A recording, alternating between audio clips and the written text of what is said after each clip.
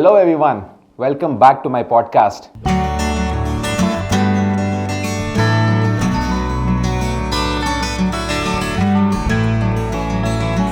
Today's episode is about something we often feel but rarely understand deeply.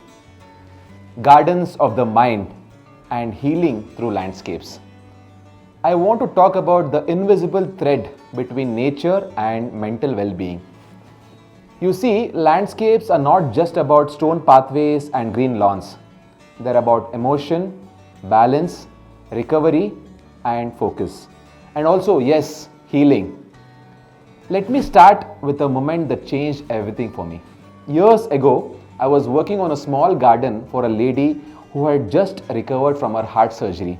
When I asked her what kind of design she wants for her garden, she didn't say anything about the style or what plant she wants. She simply said, "Suraj, I just want to feel alive again." We created a garden full of fragrant herbs, flowering creepers, a water bowl for birds, and a shaded seat facing the east for morning sunlight. 3 months later, she called me and said, "Your garden brought me back to life. It didn't just help my body, it healed my spirit." That's when I realized landscapes are not just designed for spaces. They're designed for people. Over the years, I have watched people change when they spend more time with green spaces. They speak slower, their eyes soften, children become more focused, parents become more patient. People walk into gardens with a lot of stress and walk out lighter. Why does that happen?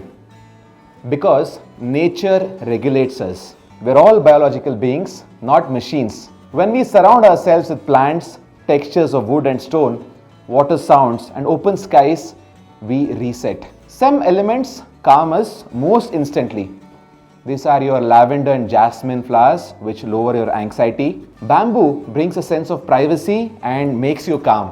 And there are some flowing waters in a water body that regulates our senses. Frangipani tree or your temple tree bring quiet joy through their smell and shade. Simple, flowing grasses have this magical way of grounding you. Now, let's talk about modern life. Cities are noisy, screens everywhere, our minds are on overdrive. In this context, landscaping is not just aesthetic, it's therapeutic. We have done sensory gardens for children, meditative spaces for senior citizens, and even rehab environments for hospitals. But the project that deeply reinforced this truth for me was the Ola corporate campus located in Bangalore. I still remember the first conversation I had with Bhavish Aggarwal, the founder of Ola. He didn't talk about numbers or timelines or budget. He said, "I want my team to feel they're not working inside a box. I want them to feel free, alive outdoors." And he meant it. We designed an outdoor working garden with a grand pergola, open lawns, and green pockets where people could sit, ideate, or even hold meetings. What amazed me was Bhavesh's restlessness, not in a stressful way, but like a child waiting to open a gift. He kept checking in, saying, "When can I move into the garden, Suraj? I want to shift my whole office to this garden." And once we were done with the garden, he did exactly that. Today, many of his high-profile meetings happen under the very pergola we built. He often sits on the lawn, barefoot, working with his laptop, enjoying the sunlight, and every time I see, I think, this is what work looks like when passion meets environment. Bhavesh is more than just a successful entrepreneur. He is a symbol of how today's leaders are choosing wellness over walls. Urban dwellers especially benefit deeply from integrated green design.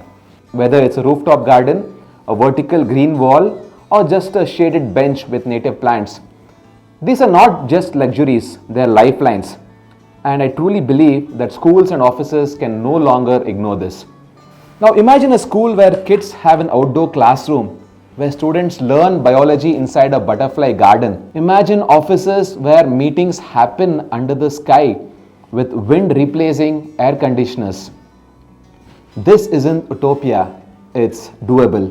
And we at Ecoscapes are doing it. And if you ask me what is my vision, it's very simple. Healing through design. Design that listens, that observes, that cares. Design where the intention isn't just beauty but balance, not just function but feeling. Whether it's a backyard garden or a corporate campus, what I want to create are spaces that breathe with you, that hold you, that heal you, and bring you back to who you really are. You are not a machine, you are not a label, but a living, feeling human being. Thank you for being with me on this journey today. If this story made you pause, reflect, or smile, share it with someone who could use a little more green in their life. And if you're building something, a home, a school, a company, ask yourself, can I bring nature into it? Because where nature enters, stress exits. See you until next time. Stay grounded, stay inspired, stay rooted. This is Suraj Naik signing off from Ecoscapes with Suraj Naik. See you in the next episode. Thank you.